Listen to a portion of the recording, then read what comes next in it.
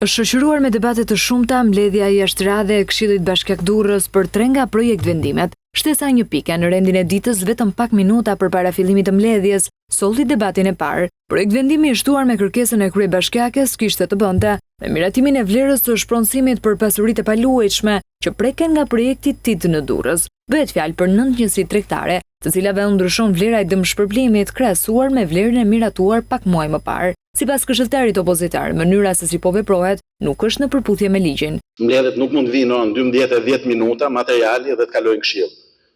Koha dihet, duhet të jenë 5 ditë punuse, ne sillim materialin sot, pas 5 ditësh mbledhemi prapë, neve këtu jemi.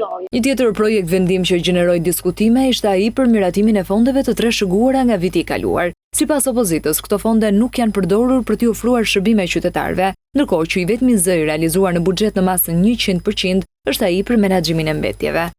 Ky buxhet ishte një buxhet jo real, ishte një buxhet jo me këmbë tokë për ato që janë interesat e qytetarëve të Durrësak dhe për ato çfarë bashkia duhet realizonte në funksion të mbledhjes së taksave dhe përkthimin pastaj në shërbimin e qytetarëve. Bëhet fjalë për fonde të trashëguara nga viti 2024 për kontrata të cilat janë të lidhura, investime të realizuara gjatë vitit 2024 dhe janë në proces zbatimi dhe pjesa më e madhe e fondeve të trashëguara do të përdoren për mbylljen e këtyre kontratave, financimin e tyre për realizimin e investimeve që ju sapo përmendët që nuk janë realizuar. Edhe ndryshimi i disa kompetencave të qendrës Fuqizojmë Komunitetin, e cila do të marrë 12 milion lekë të reja fonde nga programi social i bashkisë, solli debate të forta.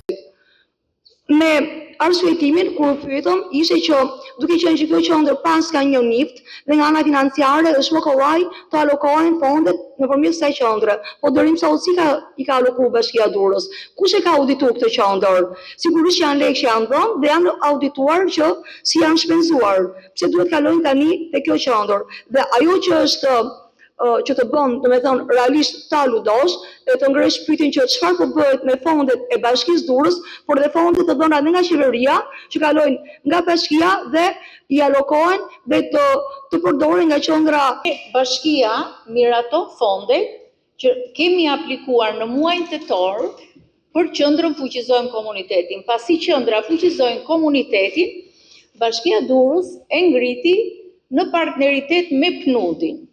PNUD-i kishte fonde të marra nga USAID-i për të ngritur në 3 bashkit të vendit Kurbin, Lezhë dhe Durrës, qendra që fuqizojnë komunitetet në nevojë. Prej disa muajsh Bashkia e Durrës përfaqësohet në mbledhje nga nënkryetari Gentian Kallmi, ndërsa pas dorëheqjes së kryetarit të Këshillit Bashkiak Ani Durmishi, i cili ka fituar mandatin e deputetit, mbledhja drejtohet nga nënkryetaria Denisa Luarasi.